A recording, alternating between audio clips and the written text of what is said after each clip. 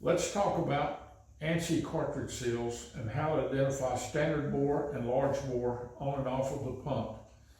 If you have the seal out of the pump, measure the sleeve OD or measure the ID of the cartridge seal sleeve, and that should give you the seal size. To get whether it's a standard bore or a large bore, you measure the outside of the glands, and that will tell us in most cases which seal you have.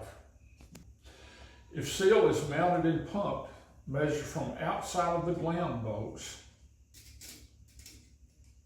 and give us that dimension along with the shaft size or sleeve size.